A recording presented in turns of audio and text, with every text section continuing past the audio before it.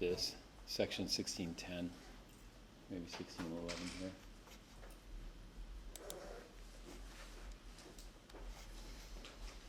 Okay, instead, we're going to move on to chapter 17,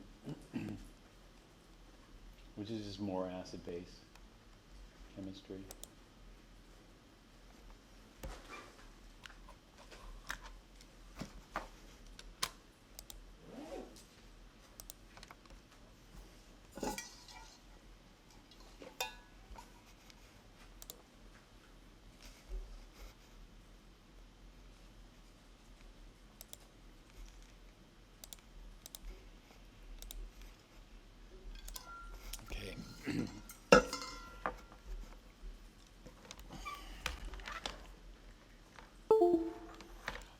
I need to talk about, in chapter 16, we looked at Ka and Kb. And so let's take a look at Ka again. What's the equation for Ka? A Ka reaction.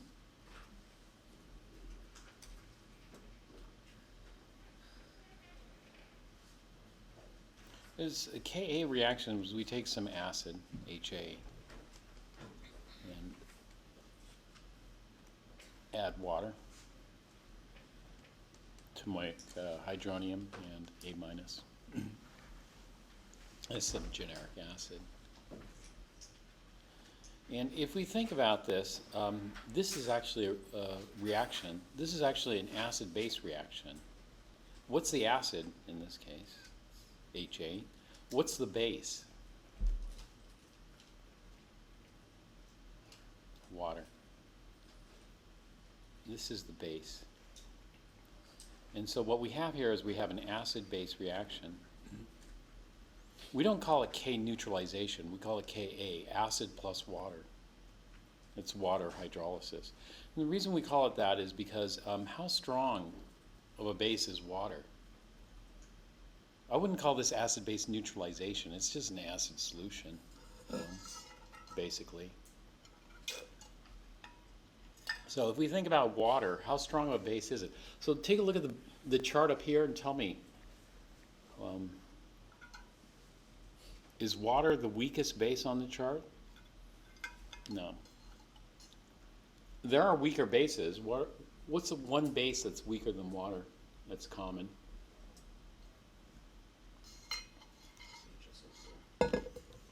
Yeah, bisulfate's pretty common. Chloride's very common. Now, chloride's a weaker base than water. How good of a base is chloride? It's not even considered a base, really. And so water is about as weak as you're going to get as far as bases go. But nonetheless, we know what Ka for this reaction is. What is Ka for this particular reaction? Ka equals very large. When you see a Ka that says very large, what are you supposed to do? Well, we don't know if it's very large. It's only very large if our acid is strong. And so what we're going to do is we're going to take one of the strong acids here. If it's a weak acid, then Ka is not very large. We're going to get some number for that. But if we have a strong acid could react with one of the weakest bases, water, completely. But what if that base were stronger? Let's give me a base that's stronger than water. Oxide. Well, oxide's a lot stronger. Let's go with sodium acetate, a little stronger. Here. Do you see acetate? Acetate is considerably more basic. It's about midway. It's on the right side of the chart. Its formula is CH3COO minus. That's acetate. And so acetate is considerably stronger. Water has a KW of 1 times 10 to the minus 14. Whereas acetate has a Kb of 1.76 times 10 to the minus 5. Is that right? Okay. And so this is a stronger base, but still weak.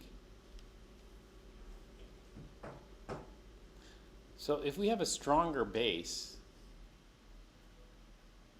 what's this going to form? This is going to form acetic acid and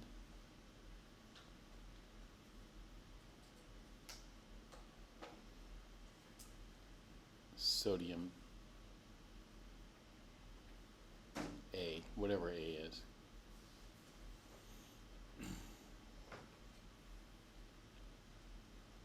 And we can't call this Ka because Ka is just reserved for acid plus water.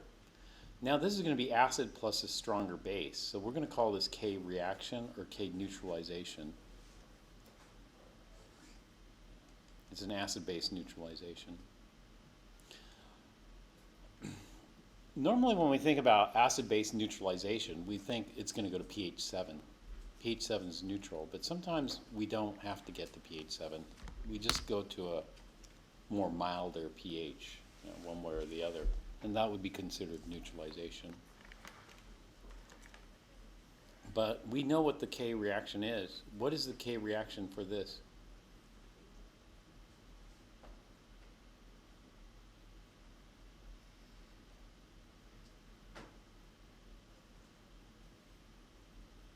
Bigger or smaller? Smaller? Is it smaller because it's less reactive? Stronger bases are less reactive?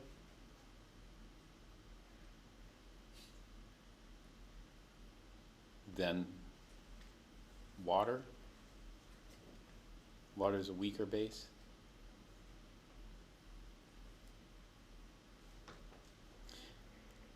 So if it gets smaller, then the stronger the base, the less product we have, the more reactants, the less reaction we have.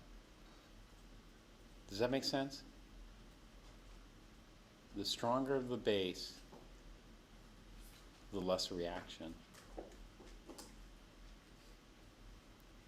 No, actually goes the opposite.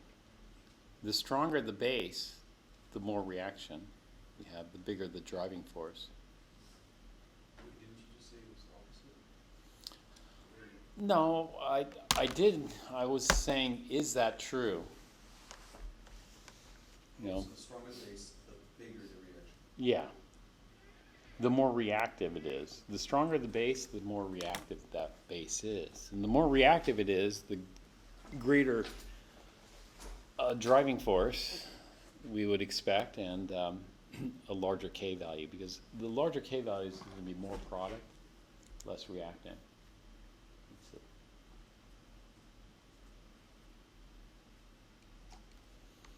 What if we went to an even stronger base, like sodium hydroxide?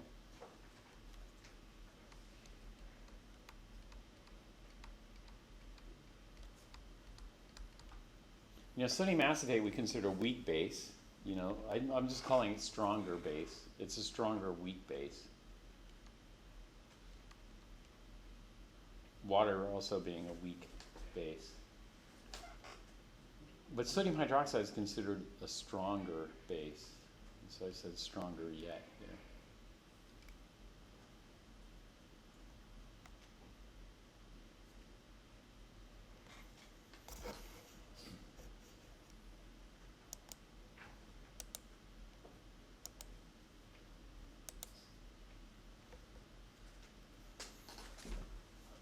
So if I have a stronger base here, what am I going to form? I'm going to form water and sodium A, NaA.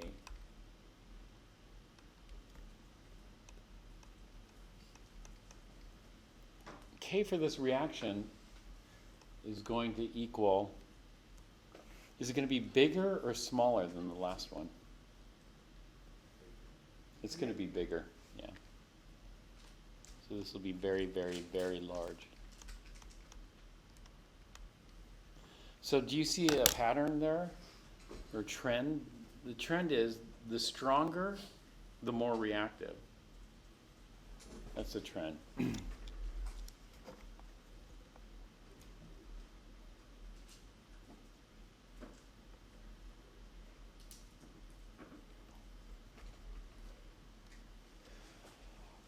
All right, from these trends, we'd like to derive a law, but a law, you want a lot of data.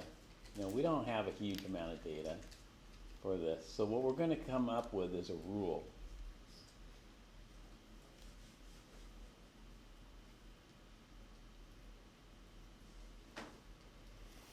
And the rule is this: strong react to completion. Completion, what that means is you have to look at the limiting reagent and figure out, you know, what that is. So this is the rule: strong react to completion. So if I have a strong acid, it doesn't matter what base I react with this. If I have a strong acid, it's going to react with completion with all these bases.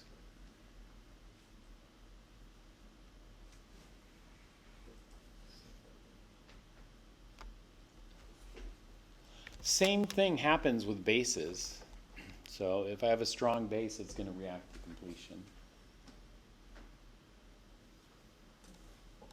So one of the first solutions that we deal with in chapter 16 are common ion solutions.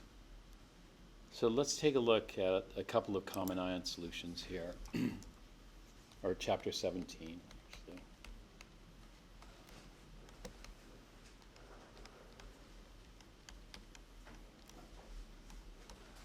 We'll call it the common ion effect.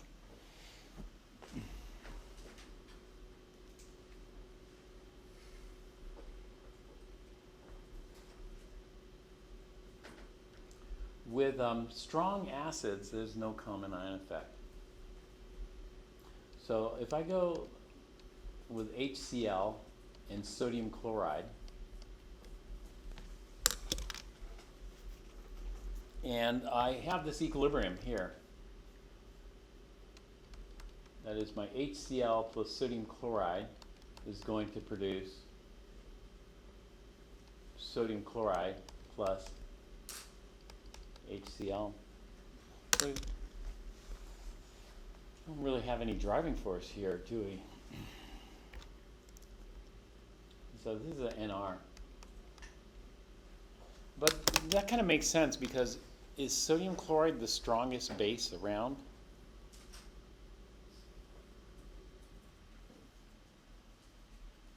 Is there a stronger base than chloride that's present? Yeah, there is. What is it? Water. So I kind of violated my rule here. This is my next rule. My next rule is react the strongest acid present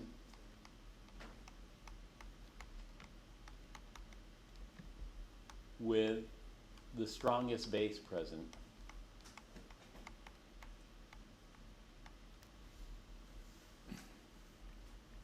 And so what is the strongest acid present?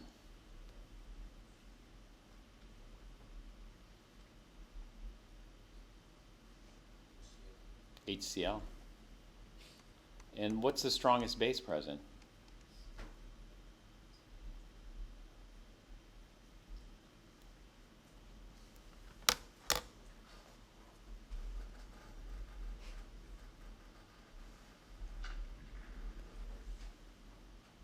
Not NaCl, water.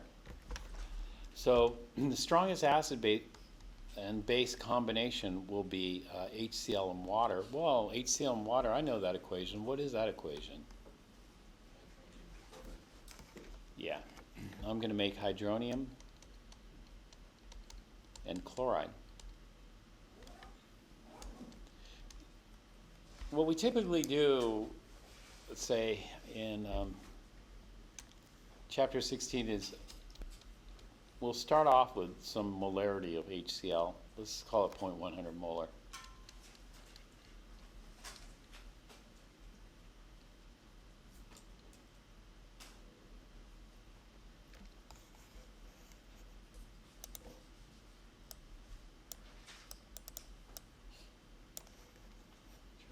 And 0.100 molar.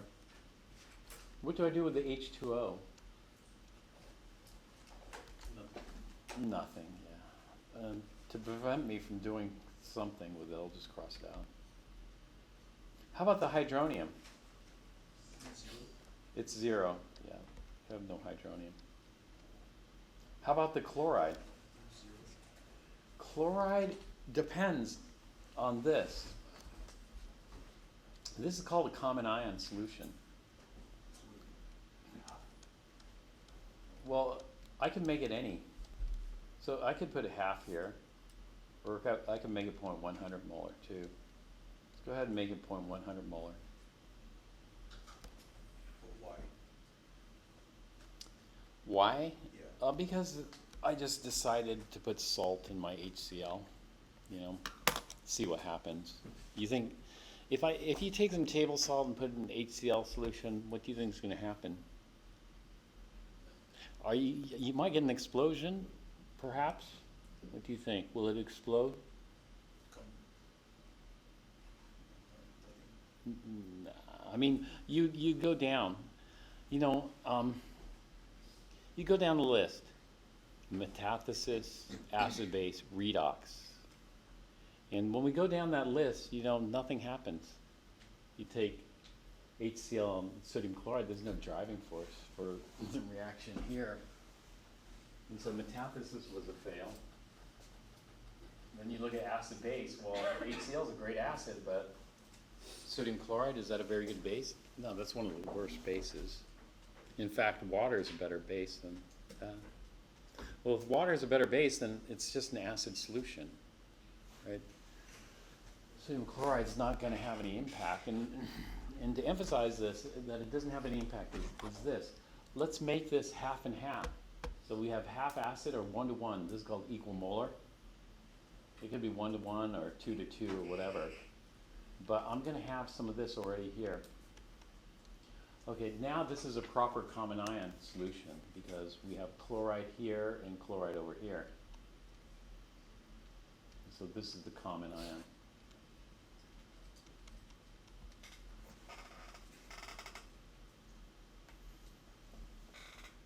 Normally when we do this, it would be 0 and 0, but in this case it's 0 and 0.1. And what the common ion effect describes is this. The common ion effect says that the change does not have to be as big. Why? The change does not have to be as big to get the right ratio. And so the change is going to go towards the 0. So this is going to be minus x molar, plus x molar, plus x molar. And so at equilibrium, I'm going to have 0.100 minus x, and 0.100 plus x.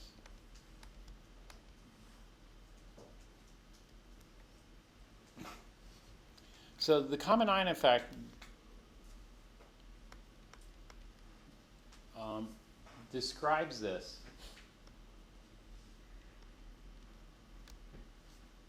If significant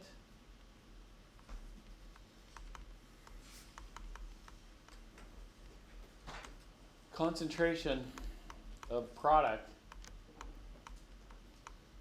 present, then x is small.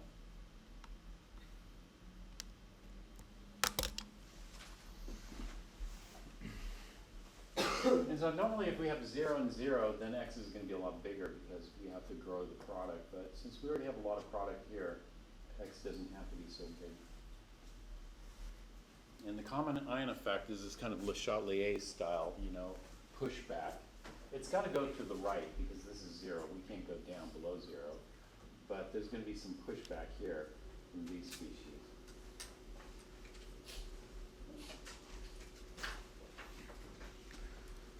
But what do we know about strong acids?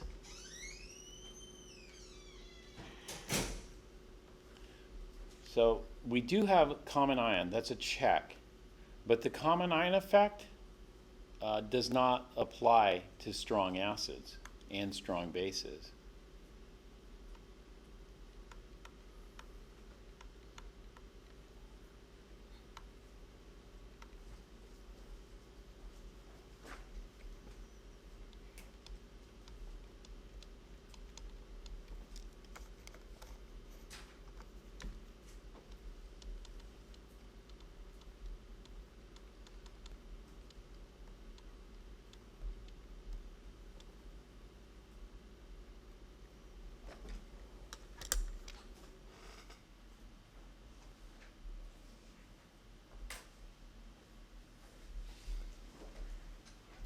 That's because if this reacts to completion, I know what X is. Can you tell me what X is? 0.1. And so I already know my X. How do I know it? Because K is very large. If K is very large, it's going to go all the way. And that means that I'm going to be left over with 0 molar here. And then for the hydronium, I'm going to get 0.100 molar. And for the chloride, I'm going to get 0.200 molar. But isn't that way top heavy? No, no, it's not. You know, it's still going to go forward completely. However, if this were a weak acid, then I have common ion and the common ion effect in play. And so if this were a weak acid, let's carry this down. Now what I'm going to do is I'm going to add complexity to this mixture. I'm just going to go ahead and add a weak acid. Let's add some acetic acid. And I'm going to add another 0.100 molar. So when I add it, it doesn't change the concentration of anything.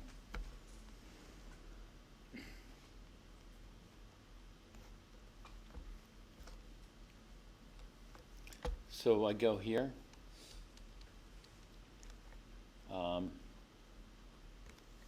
Actually, I go here.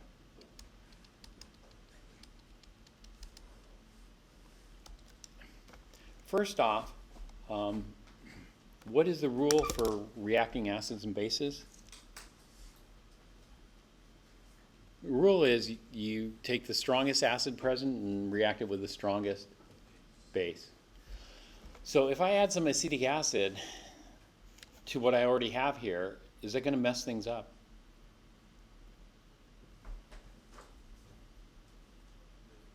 In a way, yes.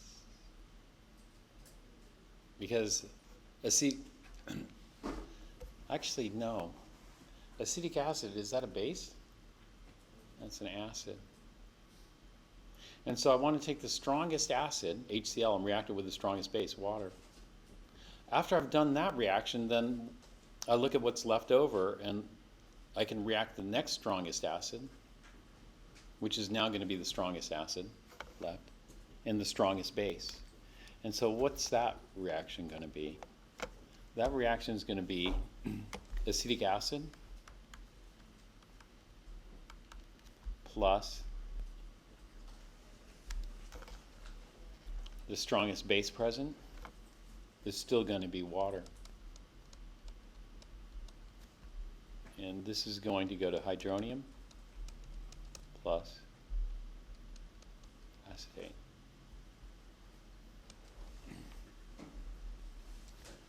Okay, now when we do this, we'll have initial. The initial acetic acid is what? 0.100. That's what I added in there.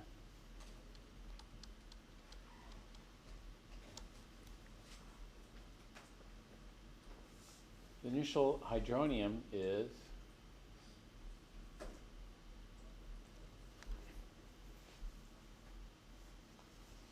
the initial hydronium, I'm going to try to do this stepwise. So what I'm going to do is I'm going to take the hydronium that was generated in step 1 here and then drop it down to step 2. When I do that, now I have common ion and the common ion effect. Acetate's going to be 0 here.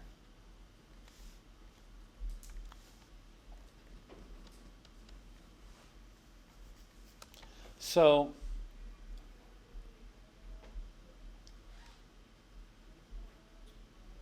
in this case,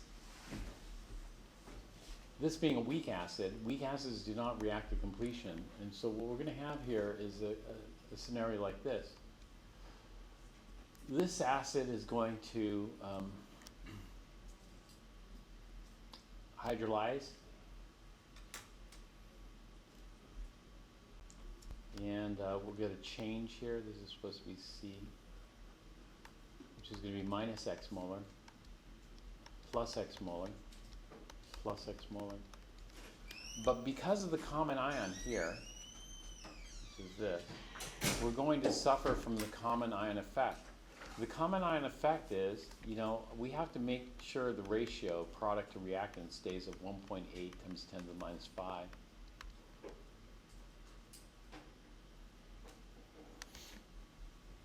And to do that, I don't have to have as much hydronium formed because I have a significant quantity present already. And so the change should be small here. This is different than strong acid. Strong acid, K is very large, so it only goes one way. This weak acid, then, we have reaction both ways. This. So let's take a look at some more solutions, more of these mixtures.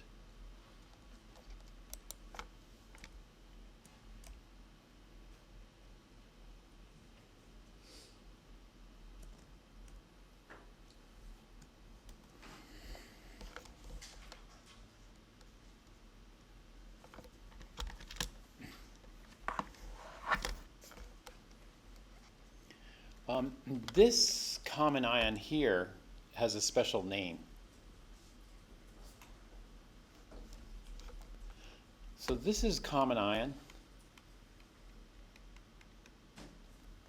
The common ion in this case is chloride.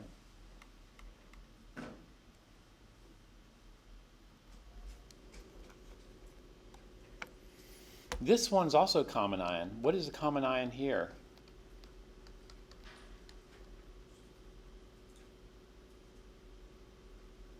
The common ion here is acetate.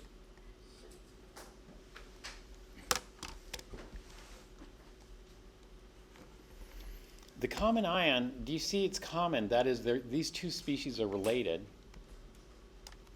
And one's an acid, this one, and the other is its conjugate base, this one. And so we have an acid and its conjugate base.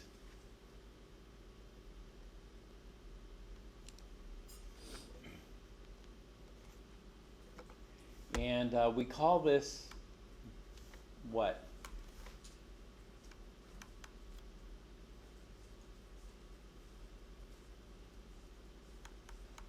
So we're going to have a mixture of acid, weak acid,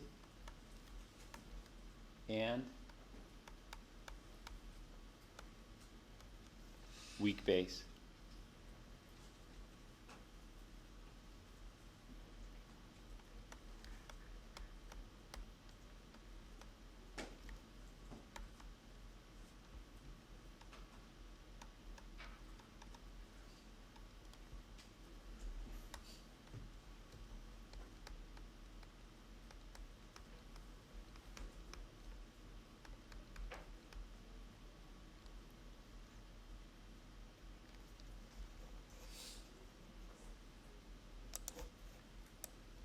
Do you know what we call a mixture of weak acid and weak base?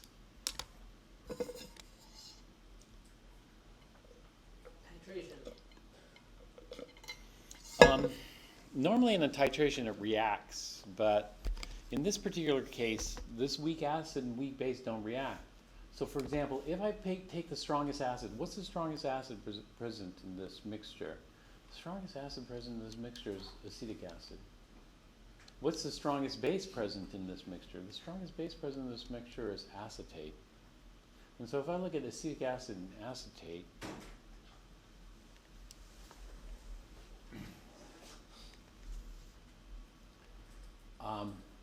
I'd look for the driving force, or sodium acetate, I could do that too.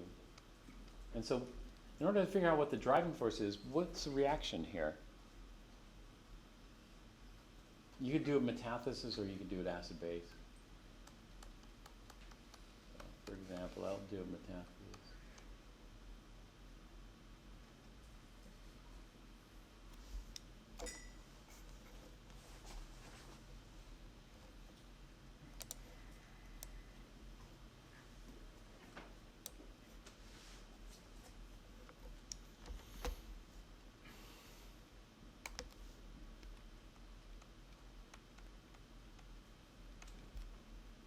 So this is going to form HAC plus AC minus.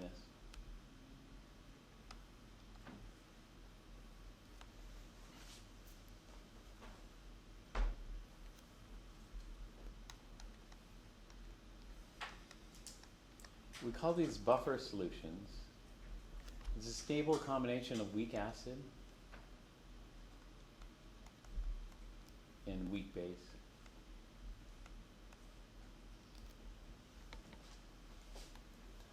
But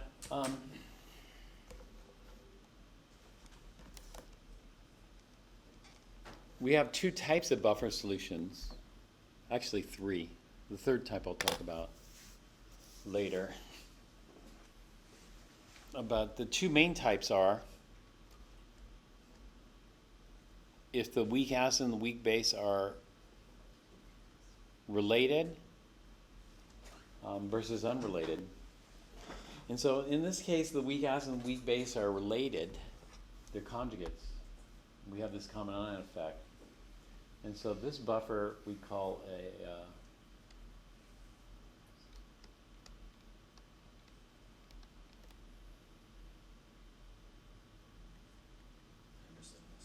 yes.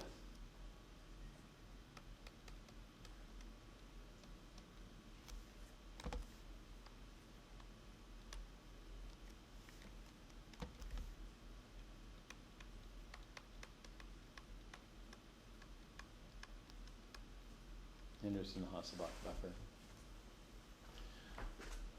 Now, if we have a Henderson-Hasselbalch buffer, we don't have to use an ice table.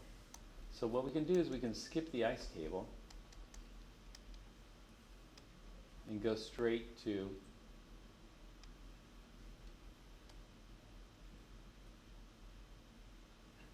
the Henderson-Hasselbalch equation. Oops. Skip the ice. I meant to write that. And then go right to the Henderson-Hasselbalch equation. The Henderson-Hasselbalch equation is pH is equal to pKa plus the log of the base to acid ratio.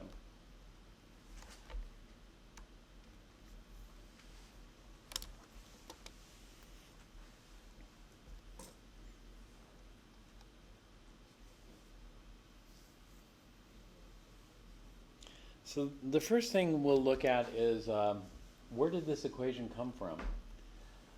And what's so special about this equation? How can I skip the ice table? You know, I don't know if I can skip the ice table because don't I need to know what A minus and HA are? And in order to get the A minus and HA, I need to figure out by calculation what those are at equilibrium. And so this just seems like kind of a hassle to do. I should just use the ice table. Now, when I use the ice table, I can do Ka or Kb. Ka is the acid plus water. It's going to go to hydronium and A minus.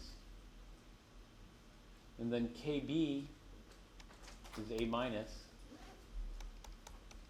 is going to go to HA and hydroxide.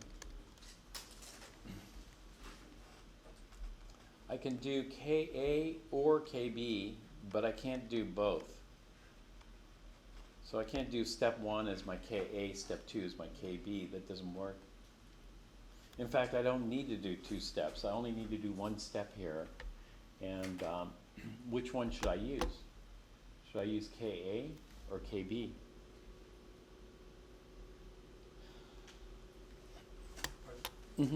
It doesn't really matter which one you use. You know, both will work. But since we kind of go in the progression of larger K, we look at which one's bigger. Is Ka bigger or Kb bigger? The bigger one is going to be the more dominant one and will dominate pH.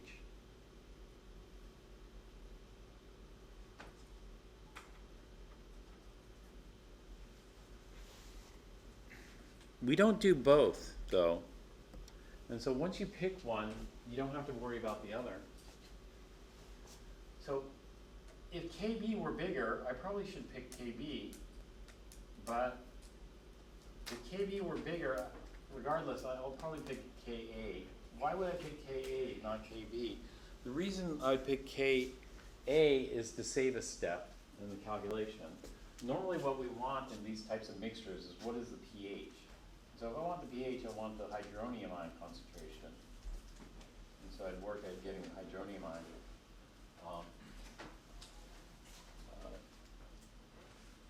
at equilibrium calculated, and then get the pH from that, versus the hydroxide ion calculated at equilibrium has to be converted into the POH, which then has to be converted into the pH. So it's an extra step. But the disadvantage of it is that if KB is the dominant one, then I could get some weird percent changes in Ka, which makes one think that the simplifying assumption is not valid when in fact it is valid. And so that's the only drawback. All right, so we're going to use Ka. And so it looks like I have to do the whole thing over again, which I just did up here. You know, this is a common ion ice table where I start off with product here.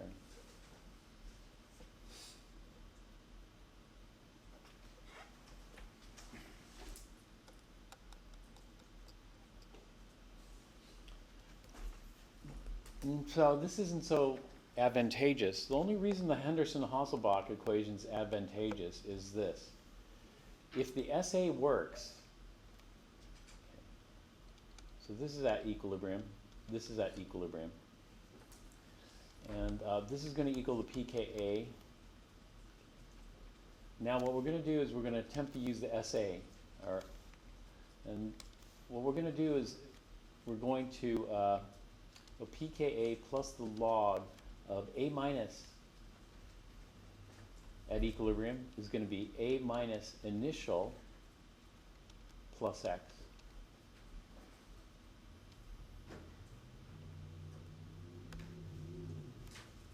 Oops. Sorry. And then HA at equilibrium is going to equal HA initial minus X.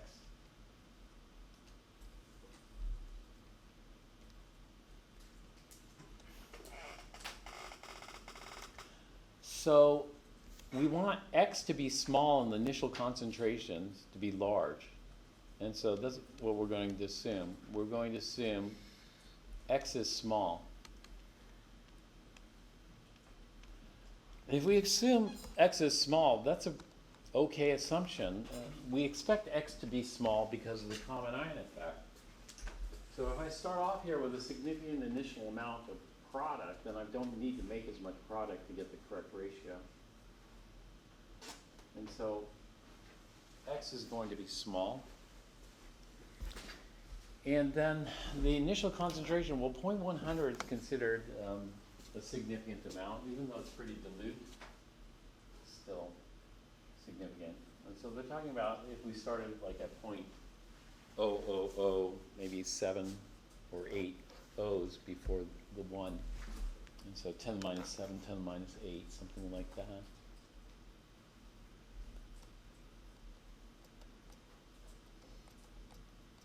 Mm-hmm. Like the pKa plus log, no, the equation. Does the top part say plus x or minus x? Plus x. Oh, okay. Top part. I'm just getting it from this table up here. Actually, did I do this one right? No, I didn't do that one right. This one is a little bit different. Sorry. This one I have this scenario here. And so this is going to be a mixture of HA, let's go with 0.100, and A minus 0.100. And the last one, the hydronium, is it. But here we're going to start off with the HA initial. Water's up here. And then hydronium, we're going to start with 0. And then A minus will have 0.100 here.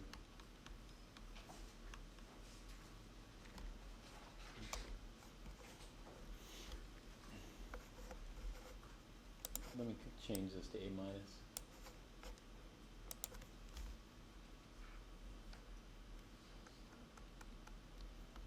Initial. So here's where I got the minus x. And so we end up with HA initial minus x. And over here I'll have my plus x. This be x. And here I'm going to have my A minus plus x. So this will be initial. And these concentrations will equal the equilibrium.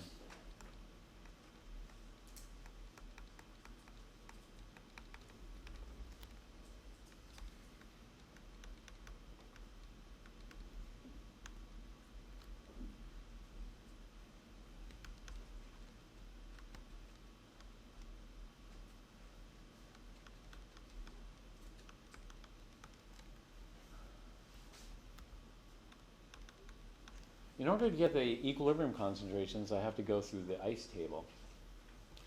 But the great advantage to using the Henderson-Hasselbalch is if x is small, then we can use the simplifying assumption. If we could use the simplifying assumption, this is going to go to pKa plus the log, and then the x will drop out on top and on the bottom.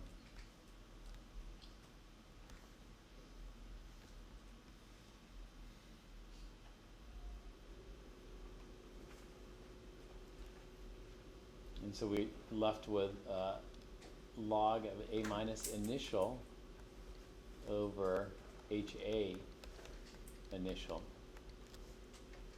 So this allows us to skip the ice table here because we can just use the initial concentrations to calculate the pH. So if I want the pH, normally I have to calculate the equilibrium hydronium concentration, but I don't. If I want the pH, I just get the pKa and then just plus the log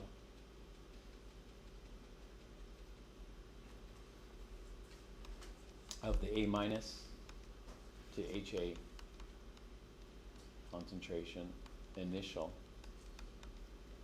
So again, this allows us to skip the ice table here. But where did this equation come from? Well, this equation actually came from the ice table. So see if you can use the ice table to derive the Henderson-Hasselbalch equation. So use the ice table.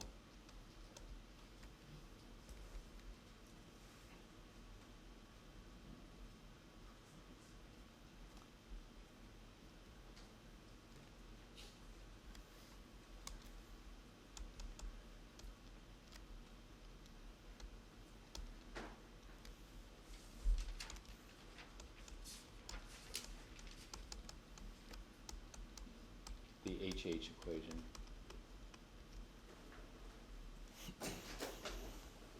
So can you get from this to this? I'll give that a try and see. Take Set up KA and take the log of both sides. yeah. You set up Ka. So Ka is going to equal the hydronium ion concentration at equilibrium times the A minus concentration at equilibrium divided by the HA concentration at equilibrium.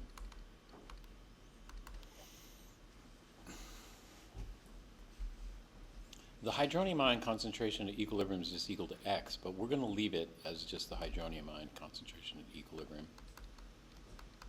This is what we want to solve for because this is going to tell us what the pH of the buffer is, and that's the main thing we're interested in.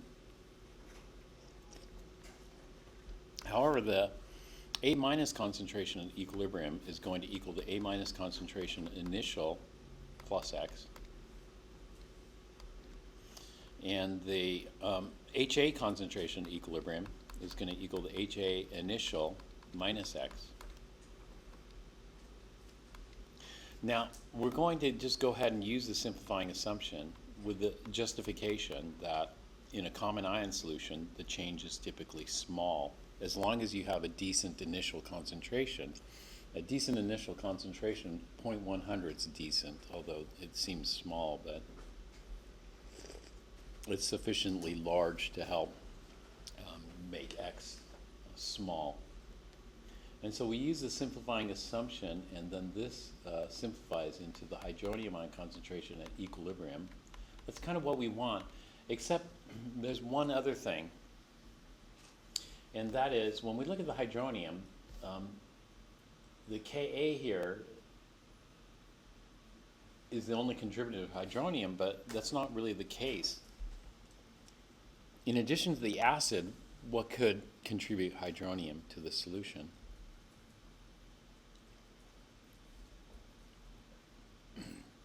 Kw. And so what we're doing here is we're assuming the assay is valid, and we're also assuming that we have sufficiently large initial concentrations here and here, so that the assay we can be, well, it's still tough. I mean, will it always be correct? You know, in the back of your mind, you might think, well, maybe there's a case where it's not. And if it's not, my answer is going to be off.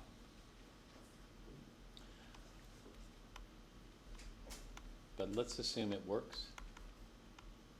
Then we're going to get A minus initial over HA initial. So if we solve for this,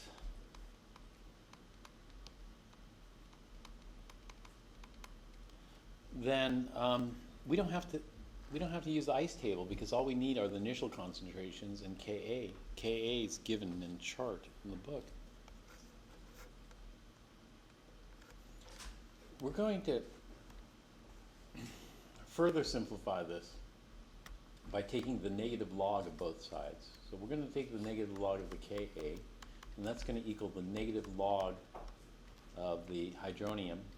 And I'm going to rearrange it so it looks like this. This is going to be the hydronium at equilibrium times the ratio of A minus, which is base, over the acid HA. Here. And then using properties of logs, the log of a product is the sum of the logs. So this is going to just be minus the log of the hydronium concentration plus a minus the log of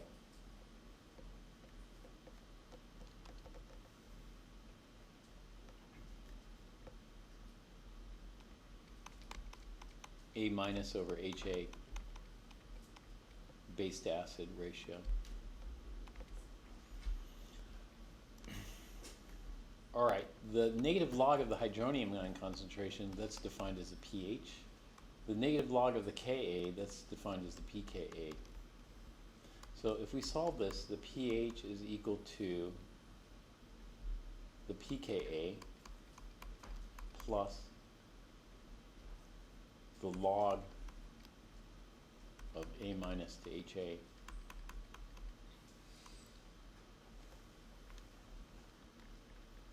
And this is the Henderson-Hasselbalch equation here.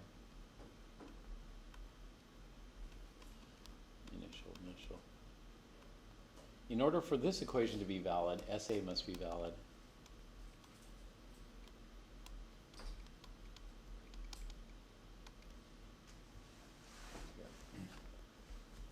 Then we can use it.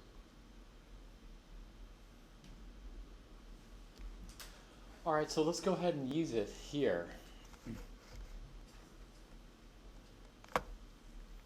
And so the example we're going to do is this. I'm going to take a mixture of acetic acid and sodium acetate.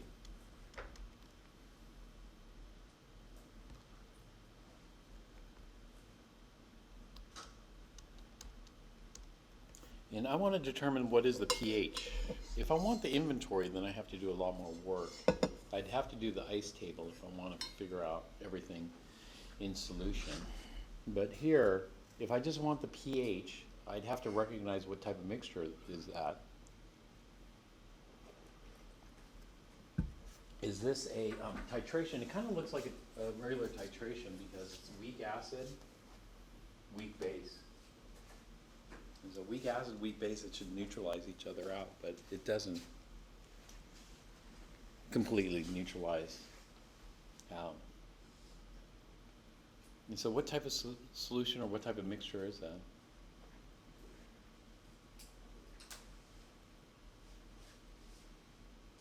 That's a Henderson-Hasselbalch buffer. Maybe. If the acetic acid were 0.100 molar and this were 0 molar, is this a Henderson-Hasselbalch buffer? No, this is a Ka, chapter 16, Ka. This is the acid solution, acid and water. If this were 0 molar and this were 0.100 molar, this would be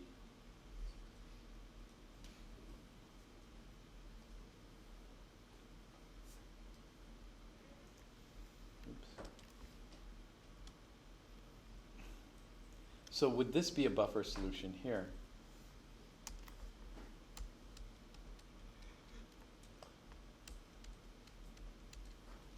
Solution A is what we call an acid. This is acid solution. Solution B is what we call a base solution.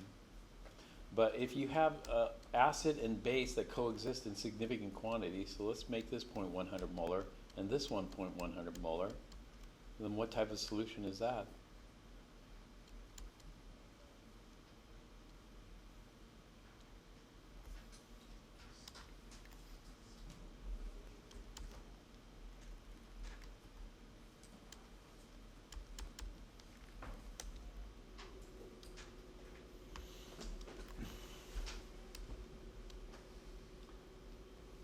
This one is an HH buffer.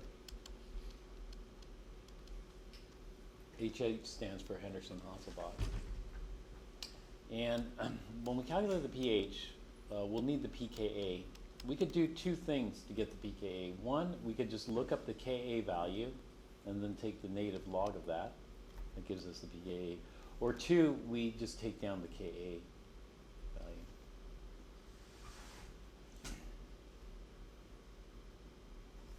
And so let's take a look here. So our chart is pretty handy because if you take a look at it, it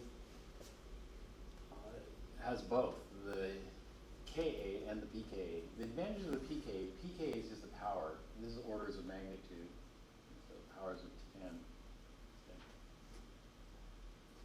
And so we're looking at orders of magnitude change here, but it's very compact. Whereas in scientific notation, takes up a lot of space. And so power functions are pretty useful. But anyway, we need the pKa for acetic acid. So we look over here, and the pKa is 474. A pKa of 474, that tells me that the acid, acetic acid, is stronger than the base, acetate. Because let's take a look at what happens here. So we just looked up the pKa for the acid, which is acetic acid here. That came out to 4.74, plus the log of, okay, this one we'll have to figure. Do I use the initial concentration, or should I use the ice table to solve for the equilibrium concentrations? Which should I do for the Henderson-Hasselbalch? I need the A minus concentration, but I don't know.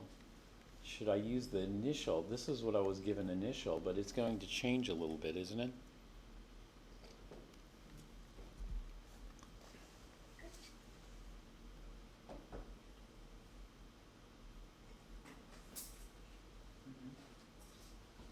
No? So what do I use? Initial, or should I use the ice table to figure out? Ice. I should use the ice table to figure out the equilibrium concentrations? Okay, if I use the ice table, which one should I do? Should I do Ka for HAC? Or should I do Kb for acetate? Or should I figure out both of them simultaneously?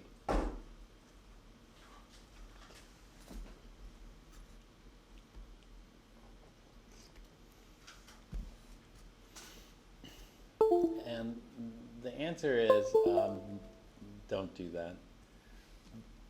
Otherwise, there's no advantage to using this. You know, why derive it if you're going to do the ice table anyway? This is just extra work. And so this is much easier. Now, I'm starting off with 0.100 molar base and 0.100 molar acid.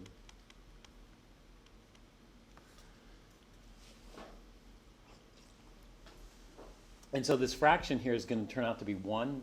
Log base 10 of 1 is 0. So the pH is just equal to the pKa, 4.74. Which tells me that I'm going to hydrolyze more water with acetic acid, which produces hydronium, than I will using acetate, which takes less acid. Okay, what we call this here, this is called the optimum pH. The optimum pH has a base to acid ratio of 1.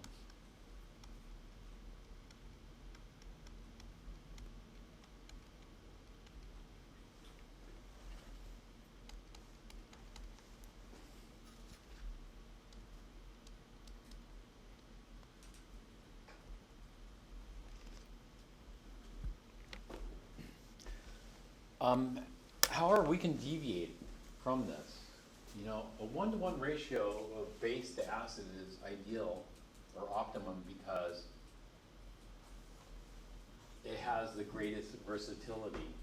In other words, it can resist changes due to contamination with acid.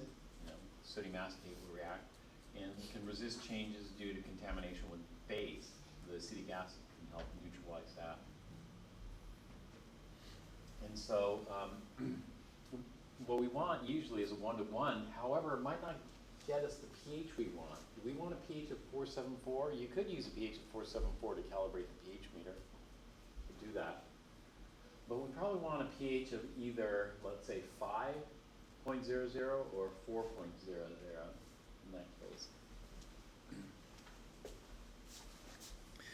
And so we have something called the buffer range. The buffer range just says, okay, we can keep a reasonable ratio. What would the reasonable ratio be?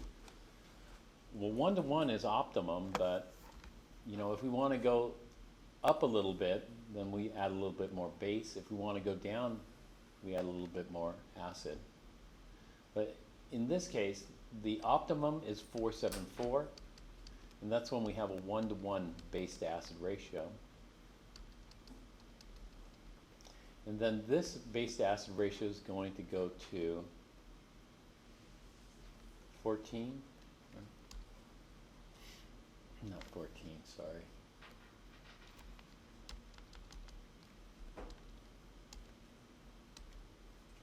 Maybe I'm talking.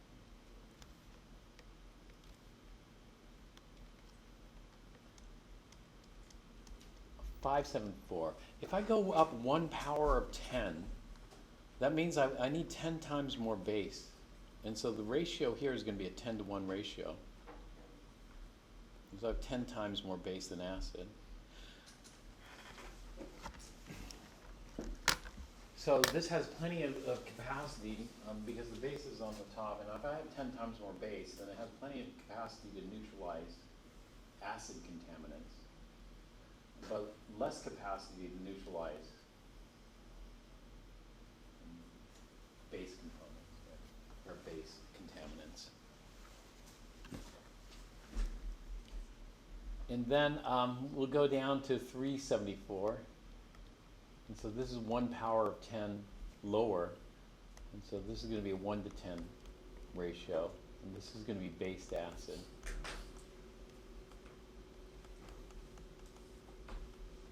I'm using acetate and acetic acid here. All right, so if we keep it within a 1-to-10 to 10-to-1 ratio, then that's good.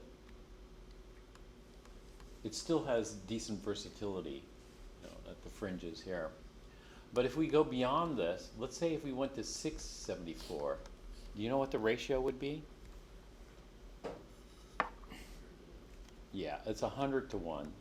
Will that make a good versatile buffer? And the answer is no. Will the Henderson-Hasselbalch still work? Probably. Henderson-Hasselbalch will work, and most likely. How about if we go down to 274? If we went down to 274, what's the base to acid ratio? 1 to 100. And so these ones are too lopsided.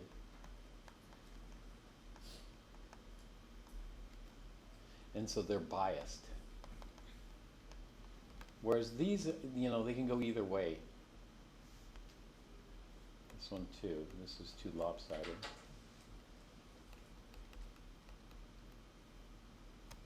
Too lopsided.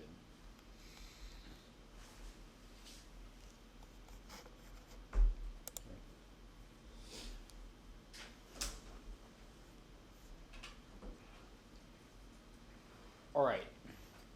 So just reiterating here, if you have a mixture of a weak acid and a weak base, and they're conjugates of one another, then you do not have to do the ice table. You can just go ahead and use the Henderson-Hasselbalch equation to save time. And the Henderson-Hasselbalch equation relies on the simplifying assumption working, and the simplifying assumption works best, you know, if we have significant concentrations of both species here. And the concentration of the product is going to help hinder the formation of additional product, the existing concentration. Also, we need the KW is negligible because this doesn't factor in KW. This just looks at the first table. All right, we'll just stop here. We'll continue looking at acid-base mixtures on Monday. Monday we're going to the computer lab. And we're going to plot up our titration data.